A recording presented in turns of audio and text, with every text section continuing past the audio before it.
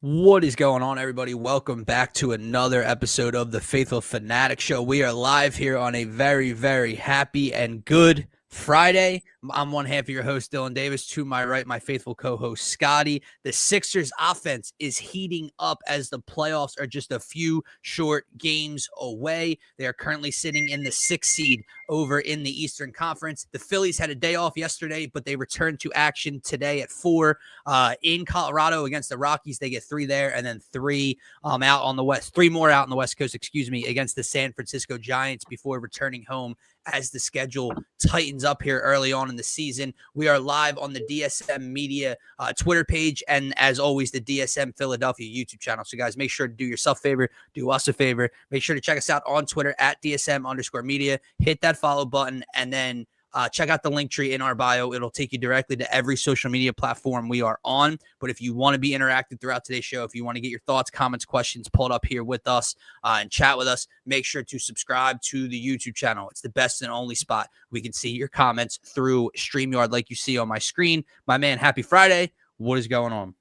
Happy Friday, my man. Appreciate you getting us started there. I am just getting this show shared out on social media myself, but feeling really good, man. Feeling really good after this week. Obviously, we got the Sixers going into a very important weekend for them regarding the standings in the East. And, you know, moving forward, they moved up to the 6th seed. Now you got to keep it, right? Got to stay ahead of the Toronto Raptors, which I'm excited to get into that with you. And, of course, the Phillies, man. Big West Coast trip coming up. Going to be on West Coast hours. We got a decent game time today. But I do believe they get late. I know they're late next week. Are they late over the weekend, or do we got some evening games out in Colorado? That's great. I know they're late. I let me check for you. I think it's after 9. It could be 8 o'clock in Colorado. So let me not mix that up. I know it's like 9:45 for all 3, or at least 2 of the San Francisco games. Let me just make sure here. Yeah, remember you texted. Yeah, so it's actually beautiful in Colorado. It's 4:10 today on a Friday. It's 8:10 Saturday night, and then it's 3:10 Sunday afternoon.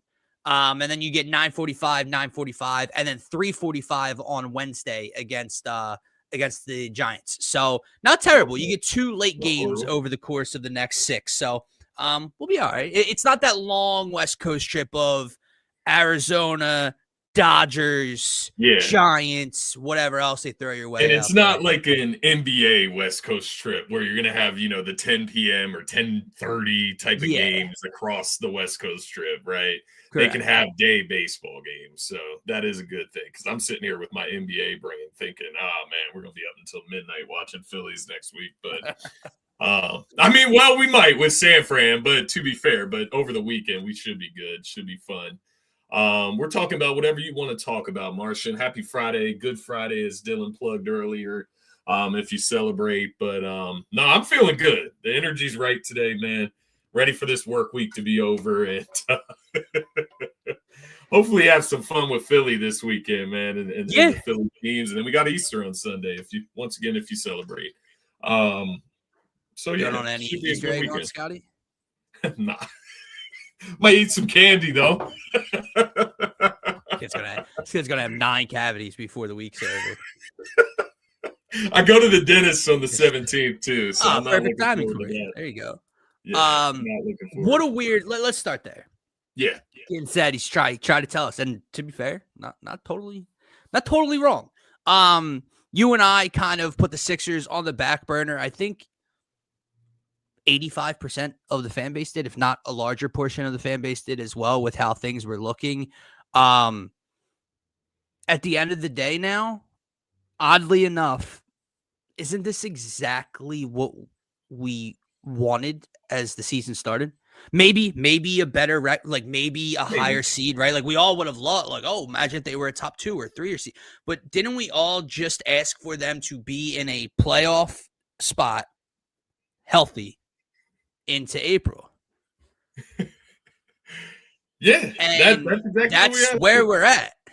Yeah, I think the only let me put it this way: the only team that is ahead of the Sixers right now in the Eastern Conference standings, mind you, they have the same record as Toronto, so that can flip flop game by game. That's why it's so important. We'll talk about that, but the only team ahead of the Sixers right now that you could say going into the season, like, no way they should be ahead of the Sixers, it's probably the Atlanta Hawks, right? That have been overachieving, or maybe not overachieving. I'm not going to label them as that. They've been playing good basketball for like a month and a half of late, playing like really good basketball to get them all the way. I think they were at like the 8th or 9th in the standings, all the way up to 5 right now. Aside from them, the Cavs, Celtics, Knicks, and Detroit, all in that order, are all teams that you would have said at the beginning of the season probably should have a better record than the Sixers. Maybe the Cavs, discussion there, whatever. But these are all teams that have played together. These are teams with playoff experience together. And so, I think the Sixers are in a great spot. That's what I'm getting at. I know that might have sounded bad compared to the rest of these. It's not that. It's that we're right where we should want to be.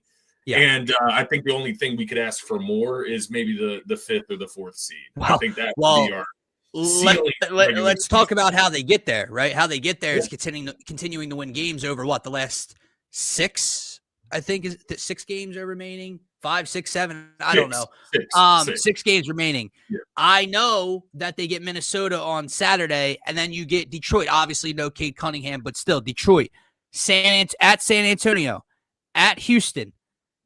The next 4 are no fun.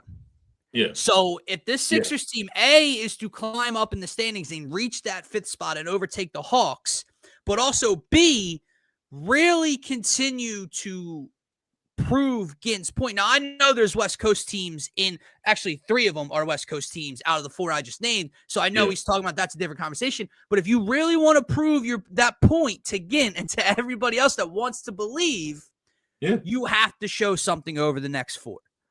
Yeah. No one's asking for 3-1. No one's asking to walk into San Antonio and beat Wentz. I don't know what it looks like. San Antonio's the exception. Like, I'm not going to – my confidence level isn't going to waver whether we lose against San Antonio or not. If we beat them, my confidence is going to be skyrocketed. But this is a team that's won their last, I think, 10, they've won 10 games in a row at least right now. 11, I think, now. But Minnesota, Detroit, Houston, those are all great barometer tests. And that's what I was getting at on our show earlier this week is I love what the Sixers have done since Paul George, Maxey, and Embiid have returned to the lineup. Played nobody. We understand. Well, I don't want to say nobody. They played the Hornets, lost to the Heat. They've played teams that are in contention for the playoffs in the East. But, I agree. Like, Minnesota's a nice start tonight. Correct, because basically you sent me a tweet earlier. I don't know if you have it pulled up. I can read it if you don't. I bookmarked it for the show. But the offense has completely taken over the last 4 or 5 games since they've all returned, like you mentioned. And this is how they rank across the league in their last 4. Yeah. First in offensive rating, first in points per game, third in 3-point percentage, which was not the case 2, 3, 4 months ago. 4th in threes per game. Now, also not the case. 5th in field goal percentage. They have scored 153 plus twice over their last 4 games, albeit against the Wizards and who was the first team they just did it against? Chicago. So, understandably, but still 153, 157 points. That just doesn't happen any night in the NBA, right? This offense is on a roll, man, and I want to throw a difference-making key out there. Gint, you let me know, how big is Paul George to this upcoming playoff run? Since his return, 28, 26, 19, 39. Doesn't have a game shooting under basically 37% from 3. Shot 68% from the floor against Washington. I know who it is. I know it's the Wizards. No, I know Bam Adebayo scored 83 against them. I understand. I brought the numbers for you, Dylan, since Paul George returned, because I'm on the same page. That's why I'm smiling, because I have the numbers since he's returned from suspension, bro. You hit the nail on the head. 28 points per game, 7 rebounds per game, 3.5 assists per game, 3 steals per game, and he's shooting 45% from the 3-point line. A lot of those 3-pointers coming off the dribble, too. So I think he's going to be a huge part. It's not going to be every game, but there's going to be those. There's going to be those ceiling games that are going to really impress us come the postseason. Yeah. And I had this question written down, so I'm happy you brought Paul George up, man. First, honestly, where is your confidence level in Paul George contributing to the Sixers come postseason compared to a Tobias Harris, James Harden? Yeah. Just comparing past, Robins for Embiid, or if you want to call that. And I know it's different now. You've got Maxey, you've got Embiid, so we're talking about. Yeah, so Maxey's more of the 1B to that 1A, and maybe it's even reverse. Maybe it's the Maxey's 1A, and Embiid with his body is the one. But I get your point. Historically, with the Sixers, it's Embiid's team, so on. My sister's in the kitchen. She's probably either laughing or throwing up at this conversation because she's not a Paul George fan. Interesting. And she liked Tobias. She thought Tobias got the short end of the stick. I messed with her and said that she loves Tobias. She might love Tobias, but let's just say she thinks she got the short end of the stick. The contract is the Sixers' fault, which it is. But whatever, he didn't live up to it. The playoffs aren't his fault. At 0 against New York, that one. Yeah, the 2 points in Game 7 or 6 against Game 6, against Celtics. It hurts. It lingers, when you talk about Tobias, who's a max contract player, you talk about James Harden. Do you have to slot? Is it just recency bias to slot him number one, most confident in, right? Because James had moments. James dropped 45 or 40 plus twice. He carried them to a win in the second round with no Embiid in TD Garden. Like James had moments, but we all know historically James Harden's shortcomings in the playoffs. That's what holds him back from being an all-time great, just aside from a scoring option. I think it's the fit, man. I think it's the fit because when you look back, it's not even close to this version of Tyrese Maxey, but when you have a ball-dominant guard like James Harden, where was Matt? Like looking back on it now, it's Harden and Embiid two-man game. What was Maxey's ceiling in that trio? Yeah, it's Maxey and Embiid, and you're talking about Paul George just having to fit that third, which he does as a wing. The catch and shoot on the wing, the catch and shoot in the corner, getting out in transition with the guys. He can handle the ball and take someone off the dribble. Yeah. He's not ball dominant like James was. He's obviously an elevated version than Tobias, in my opinion, obviously. So I have to put him one. Because of the things he can do differently. The size, the defense. You mentioned the 3 steals per game. It all equates to something different in the trio than what James provided. Yeah, that's what I was ultimately going to say. At the end of the day, James could have a stinker on offense, but he's also a liability on defense. Paul George might have a stinker on offense come postseason. He might have a night where he shoots pretty bad, but he is going to play defense. He does bring a physical wing size to the table, and compared to Tobias Harris, he's just a much better basketball player. It's just simply put it, like he can dribble better, he can shoot better, he does everything better than Tobias Harris. And so I don't know. Do you want? I guess this is a good question because I fluctuate back and forth. Do you want the consistent, 15 to 18, or do you want the random 30 and maybe sometimes he only That's a great question. That's it. See, Gint said he has to be 20 points per game. So that's obvious. That's a big difference maker from 15, 16, that range. I don't think he has to be 20. I don't think he has to be 20 points per game. 18?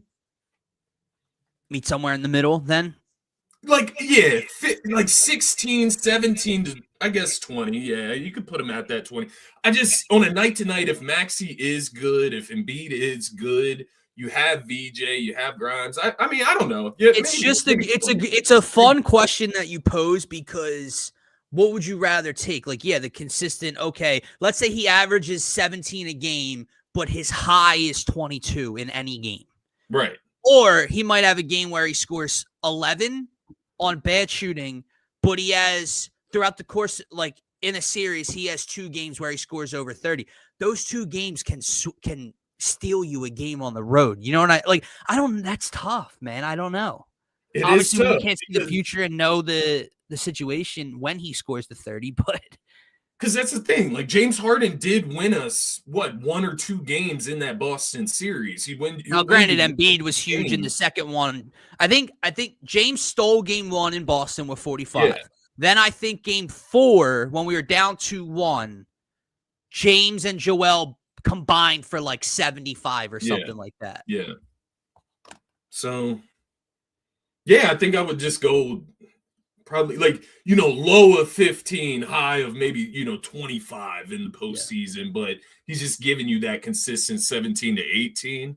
I think I would just take that because, like you said, it would be different than what we've had. Like, and not just that, man. You know where my mind goes. Like, if Embiid's scoring 30 plus, if Max scoring 28 to 30, then Paul George doesn't need to do that on a nightly basis. VJ is going to give us nights as well, man. That's the thing with me right now. Like, VJ doesn't really have a ceiling going into his rookie year postseason. There's no ceiling for him. So, I don't know. I'm really excited about this postseason. But what were you going to say? The sicko in me, the just blind faith fan in me has this question for you guys where, like, going back to, isn't this what we asked for? Like, be in a position to be a playoff team and then be healthy. And obviously none of them played last year. So didn't you have all that time off theoretically, right? But were you healing? What were you doing rehab wise? Because my mind's looking at Joel, who didn't play for a month. Joel's return scores 35. In his return, he's got 35, 29, and 26. Paul George at his age misses 25 games, gets all that time off for his body, returns, averaging 28 a game over 4 games. The sicko in me goes, there's no rust. These dudes just stepped on a basketball court and dropped 30 basically in their returns. How good, like how much of a blessing could the last month and a half have been? Yeah. Because there's no rust really. There's no cohesion issues. We obviously want them to play more basketball games together. There's only 6 left. You're not just going to figure it out if you haven't already over the next 6 games. But the fact that Joel at 7'1", 280 can step onto a floor after missing a month and give you 35. Paul George at his age, he's washed, he's street clothes PG, whatever, steps on the floor, averages 28 after missing 25 games. You get these dudes in a playoff series, in a playoff format, shooting and scoring the way they are right now, I'm with Gint, dude.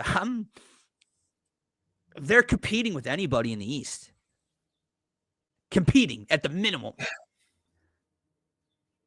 I know you see the Boston, just right here. Boston, right here. I don't know. I guess I don't know if that is a compliment to the Sixers or just a detriment to the Eastern Conference. You know what I mean? I do feel talk about the injuries. Like thinking of the Knicks, like, am I really going to go into the Knicks series thinking that we can't beat them if we have Embiid, Paul George, and Tyrese Maxey healthy? Like, no, I'm not. Like, I'm going to think the Sixers are going to fucking beat them. I will say this, man. They could give us – that's what I mean by the San Antonio game. It's kind of an exception. You don't have anything to lose that game, but there's confidence to be had in these last couple games. Like you said, you're not going to just build out a season's worth of chemistry just in these last 6 games. Nothing like that. But I do think you can build out some confidence with that, whatever, top 7, top 8, top 9 pieces of your rotation, playing them out fully, getting Embiid back. Like, he's sick now, right? Like, can we get him back? Maybe not tonight, but maybe the next game, right? And get him back for what? Detroit, San Antonio. I would just love to see him compete at a high level with those teams, if that makes sense. Do you know what I mean? Like, get to that playoff level of competition now, right before the postseason, just to get ramped up one more step, one more level, right? Because like you said, they've come back. They've been firing out of the gate. Now let's just level it up even more. Confidence, all of it, competition level, energy level, stamina, all of it when you go against some good competition. It's like it's going step by step too with the schedule, man. Minnesota, all right, like solid. They've been to Western Conference Finals back-to-back seasons. Detroit, first in the East, but no Cade Cunningham. That's a good game that they should win. That's a game that they should win if Embiid is playing. Yep. Like San Antonio, once again, exception. Houston, it's a game they should win. It's a game they should win if those guys are playing. And then you get Indiana and Milwaukee. Yeah, let's not forget. Let's not forget that we walked into Minnesota missing everybody besides Maxey and VJ, and dog walked and then by 27. Now Rudy Gobert suspended. Naz Reid didn't play in that game either. But no PG, no Joel, and I don't know who else was missing, if anybody, at that time. But you're missing two of the big three there, and the Sixers beat them 135 to 108 or 107 or something like that. So VJ and Maxey went absolutely berserk in that one. So you get that kind of revenge spot. Remember, Maxey posterizes and so you have a big game. There's 16 games over 500. He didn't play last night, so I don't know if he'll play tonight. And Edwards, I'm assuming that's why he didn't play last night. He missed the 65 game mark by not playing last night, so he's not going to be eligible for any awards or anything. Okay. Yeah. So interesting, but nonetheless, to your point, it's still 16 games over 500, back-to-back West Coast, Western Conference Finals, like you mentioned. It's a big game. Yeah. We keep skipping to San Antonio. I want to just go to Detroit before we move on. Yeah. The only reason I say that is the biggest. You made a good point, right? Like, no Cade. If Joel's play, like, at home, that's a game you need to win. But it runs a little bit deeper than that, confidence-wise. I don't know what Cade Cunningham's timeline is. Right. Like, does he play in the playoffs? Yeah, I have no idea. I'm just saying. That's the one Eastern Conference team you have mixed in that four. Yeah. If you can't beat them right before the playoffs without Cade in Philly and you're healthy, what does that do to our minds and the confidence level if they had to play Detroit with Cade for 7 games? Less than 7 games, depending on, but you get my twist. Yeah, that's like we're glossing over it, like, okay, no Cade, at home they should win that. It's almost kind of like out of the 4, you better win that one. I need you to win that one. Because they do, and even though there's no Cade, they do play a style of basketball that the Sixers have struggled against in the past. And it's just physicality and energy and just playing defense, getting out on the fast break. Like they play a little bit different style than anybody else in the Eastern Conference, where you got, Boston, they go out there, they're going to be jacking up threes. They're going to be offensive phenomenons going on with them. The Knicks, they got their big 2 scoring combination and whatever else. The Cavs, same thing. So I just feel like Detroit is like a different style, but still team you should beat, man. But looking at Toronto, right? That's the team we're tied with right now. And I guess we got the tiebreaker. I wasn't sure on that, but we're ahead of them with the same record right now. They play the Grizzlies, Celtics, Miami Heat twice, Knicks, and Nets. So their schedule isn't, some cakewalk either. I want us to lock in that 6 seed. If we could get to the 5, hell yeah, give me the 6. I don't need any part of a play-in. Even if you're the 7, I know you get the second game if you lose the first. I don't need any part of a one-and-done type of stupid-ass scenario, because the Sixers can fuck around and beat anybody on a given night. They can also fuck around and give up 128 points to anybody and look lost. We were 2-2 against Toronto this year, so I don't know where the NBA goes from tiebreaker-wise after the head-to-head matchup that gives us the tiebreaker advantage right now. But nonetheless, man, I know it's hard to say looking at the next 4, but you do, when you have that advantage, control your own destiny. So just fair. Stay healthy, continue to play good basketball. Now, let's be fair, they haven't been playing great on the defensive side of the ball. Yeah. I'd like to throw that out there. And that goes, like,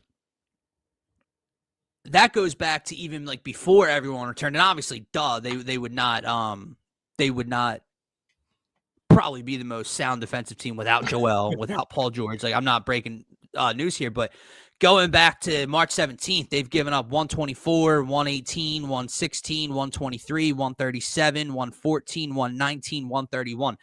They haven't been playing good on the defensive side of the ball. The only question I would have for you is those two, the 137 and 131. It looks so ugly. Is that just because of what you were doing? Like, you scored 153, 157. You won both games by 20. Was that just, it's almost like an like it's just a scrimmage where, we're not going, like, people are so up in arms about the defense over the last four, but those are the two that stick out. And it's like, is that just the flow of those two games because of what you were doing on offense? All of it, right? Like the Wizards, you got to think they're not trying to set up a half-court offense. They're going to keep it moving quickly, and so that means you're going to have more possessions. And I'm not gonna throw too much weight onto it, right? You get a little. I think the Wizards went up by 10 in like the second quarter or something. They did. But the Sixers they're up 20 plus come the fourth quarter, end of third. I think the effort defensively kind of might go out the window a little bit until you get those like younger guys in that don't get much playing time. But I will say, to your point, they are what, 1, 2, 3, 4, 5 tied for fifth worst opponents' points per game in the Eastern Conference. They're the only playoff team in the bottom six. They give up close to 117 points per game, but it's a fair point is all I'm trying to say. At the same time, you brought up the other numbers side. Are right. The numbers are going to be skewed when the rim protector, and I know there's conversations of, he's not a rim protector. The 7-foot guy isn't there for all that time. The wing 6'7", 6'8" guy isn't there for 25 games.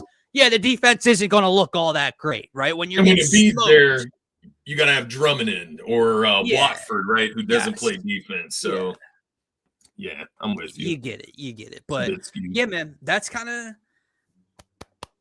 It's where I'm at. We've grown a long way since the last month when Joel Embiid went out, which is crazy because you don't really realize that, man. I think, tell me if I'm wrong here, what I saw in over his last couple, when he returned on the 26th or 25th or whatever, he hadn't played since February 25th or 26th.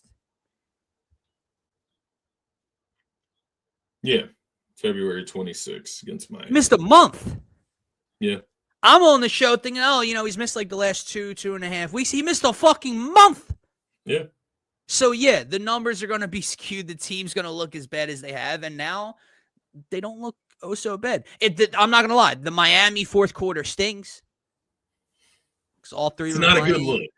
It would have been another good win. It's where my hesitation comes from. Like, it is. I know that's maybe not fair, like with 4 games of those guys being back, but that was what the Hornets, sure. But like the Heat are that, like, they have Eric Spoelstra, they have Bam Adebayo, they are playoff tested to an extent. You got Tyler Hero there.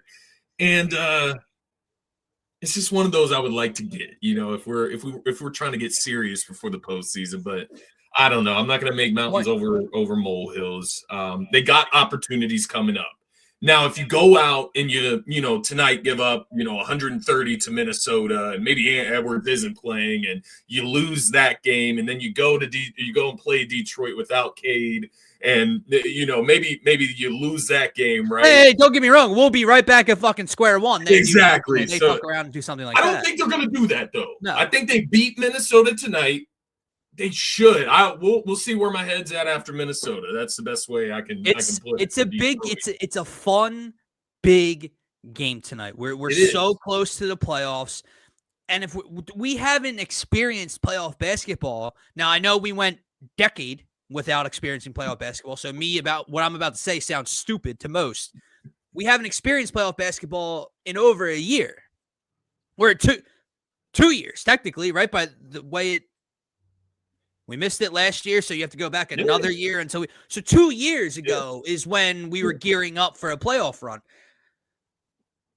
That's not yesterday, man. Like 700 days of just no real meaningful basketball. It feels good, and this is the first time in the Paul George contract that we get, the big three to kind of come together for a run. So, look, I would still assume. I know Gint's in on them. I know Martian's hesitant. We're having fun with the conversation. I would still assume that 65% of the fan base is still out on them. Maybe more. Like there might be fans that don't even know Joel's playing again because they checked out 3 weeks ago. But this team, if they can stay healthy, is going to have a chance to win series in the Eastern Conference. I want to throw VJ's name back out there for you guys, man. I really want to throw that back out there because he, along with Paul George, he is very different than anything we've ever had before during a postseason. Good point. He's a fourth or fifth option on this team when it comes to scoring. He rebounds the ball really well. He obviously has athleticism, can defend. The athleticism, the explosiveness, the energy, the high motor. I mean, he's got that ability to do the little things, man. Had 10 assists the other night. Had a 20-point double-double with 10 assists the other night against the Wizards. He just kind of checks motor. Boxes, yeah. It's funny, man. I'm really glad that you brought that up before we move on because we sat here for 10 minutes talking about Paul George and his capability on the offensive end to steal a game for you, right? Or multiple. Yeah. VJ has the motor. The will. Me, you, and Gittin were texting night one in Boston when Joel was fucking awful.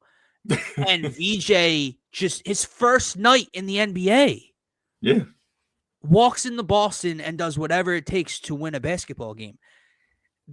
Big moment. The kid also has what it takes to steal you a game.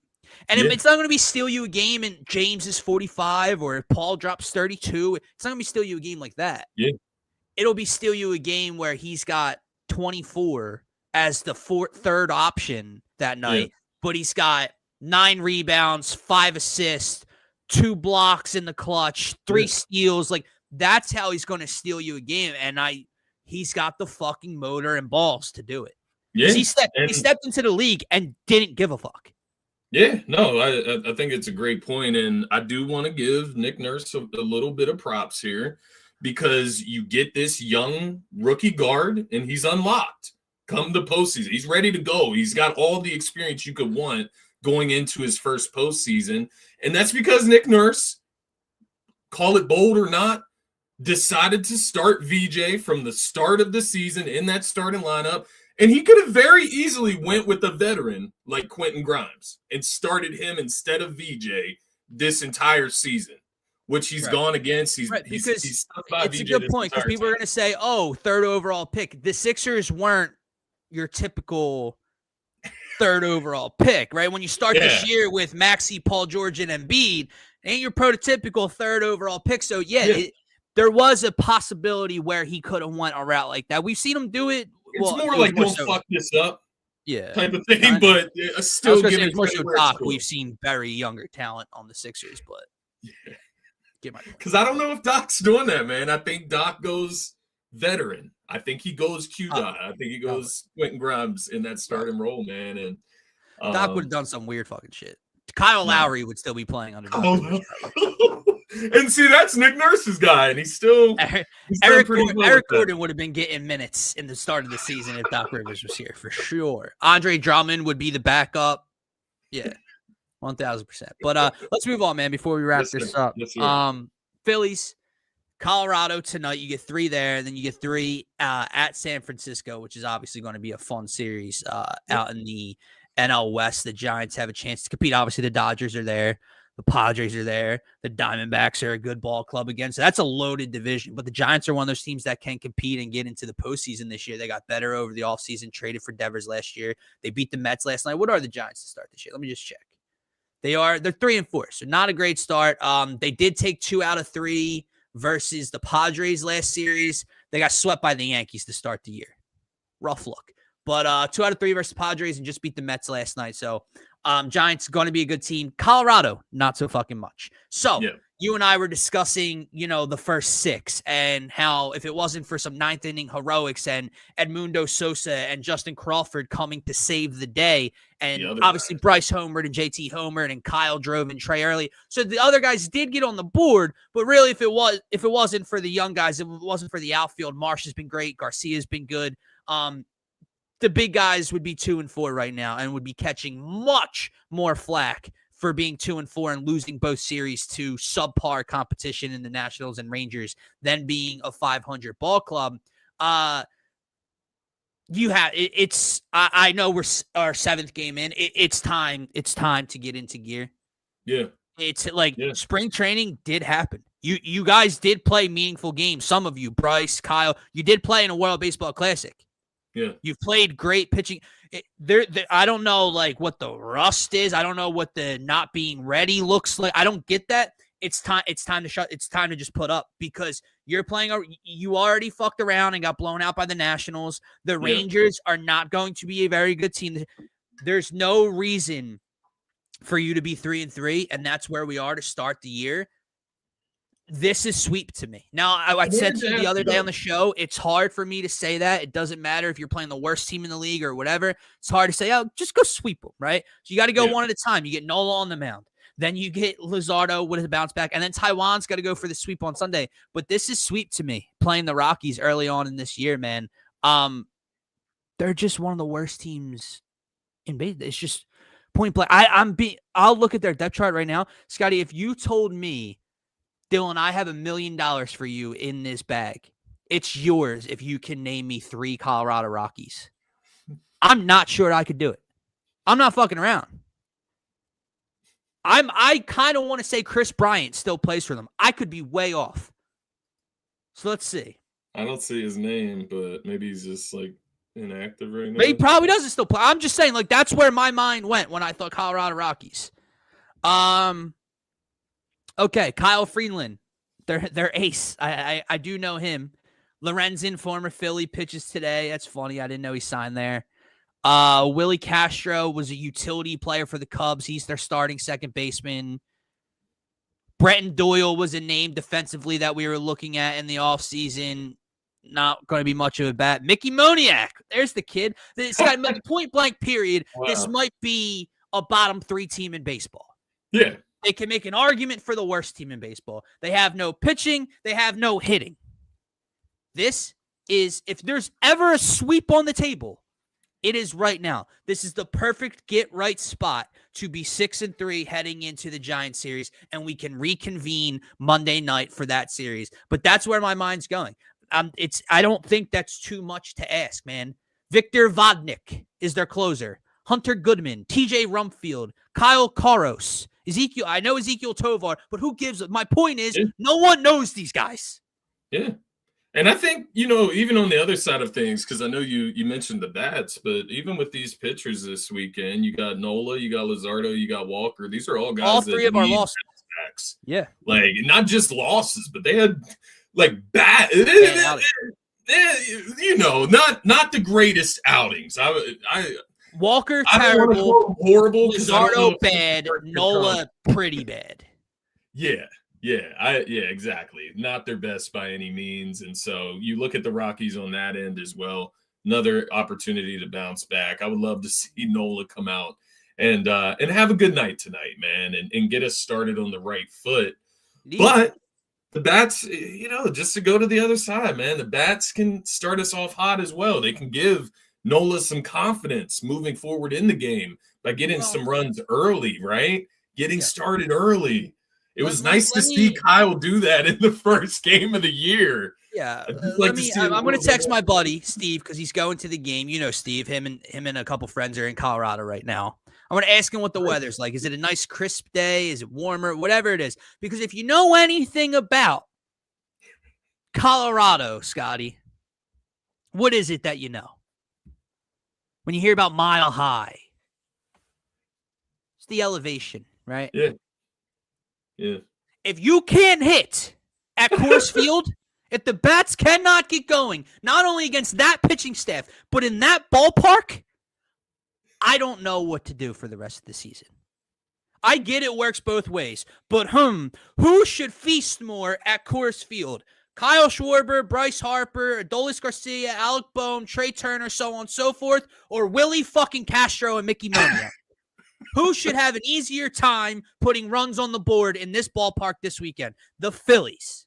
Things just So don't always make sense. If there was ever a team, if there was ever an atmosphere to get the offense rolling, it is today. I do not care if it is April 3rd. Sweep them. Yeah. Phillies line is set at 5.5 runs, minus 135. Right. Hey, guys, go score 6. And you know what, Scotty? They should. They should. It kind of sounds like a lot, but they should. Listen, if they win the game 4-0, they win the game 5-2, 5-1, I don't care. It's a good game. Yeah. It's a win. You win by multiple runs, cool. But to your point, that you're facing Michael Lorenzen. I know he threw a no-hitter here 2 years ago. Facing Michael Lorenzen at Coors Field. Yeah, come on. Kyle or Bryce or Adolis or someone has to park one 700 feet. And I think it is coming. I know I sounded like I was angry with them, and I am. I'm frustrated. We talked about this the other day from the 3-3 start. But you look around the year, everyone needs to understand, if you are overly angry with the Phillies, if you're overly disgusted by how they look, I get it doesn't look different. Oh, it's the same thing. They can't hit. I get it. It's the same frustrating stuff. 6 games in. Like, the Mets are 3-4. The Giants are 3-4. The Red Sox are 1-5. Other good playoff teams are off to slow starts. 3-3. But that's where they have a chance to swing people's attention, to swing people's minds, to swing the confidence. And that's by going in and beating the hell out of that team. Yeah, exactly. You got to do it with authority. Show that you can, control a series and manhandle a team, right? I do agree with you wholeheartedly. I did want to ask you, maybe this is a double-edged question, but who are you most worried about? Maybe that's not the right term. Who would get your energy up the most by having a weekend from the batting perspective? Oh, Bryce. I don't even think it's particularly close. I saw a stat. I didn't see a stat. Jason Stark said it on the Phanatic the other day. I don't want to fuck it up too much, but it's somewhere around these numbers. There are 200. Let's just say he said 276, somewhere around there. Players that you can in the MLB or whatever. There was something. Yeah. In terms of exit velocity, how hard the ball comes off your bat, Bryce Harper is like 235th this year. Out of everybody in the MLB, out of like 270 something, 260 something, whatever the number is, Bryce is in the 230s or 240s for exit velocity. And it just goes to show, I know he hit the home run. Hopefully that turns things around. That gets him going. Yeah. It just kind of reiterate, yes, it does look off. It does feel off. And the numbers prove it's off right now. You had the not elite comments. I know Schwarber can hit 50 home runs. I know Trey can win a batting title. I know you got the pitching staff. Well, let's fucking call it what it is. Need Bryce Harper. It's Bryce Harper's baseball team. Yeah. Bryce Harper is the engine that makes this thing go. He might not be the vocal leader that Kyle is or JT is. It's his team. So it's time to go be elite again, buddy. Yeah. Hey, just lends towards it's funny, man. It made me think of Jalen Hurts. Yeah. It's time to go be elite again, buddy. This year, it's time. And it's the same thing for Bryce Harper, man, because the Dave Dombrowski comments, they start to creep in your head. Not yet, but if this extends over a month or 2 months or, God forbid 2 months, but, the first month of the season, the first month and a half, those comments are going to come back to life. And that's what we don't want. We don't want confidence and all that team chemistry, all of that shit getting messed with this early in the season. So, like you have said for the last 15, 20 minutes, man, go out here sweep a baseball series, dominate a baseball series, but more importantly, more hopefully, get Bryce Harper going, get those bats going, man. Oracle Brian Pumper, it's been a minute. At an all-time low. This dude like missed the memo or something. Bro hasn't seen an all-time low, man. No, oh my goodness. This dude missed something.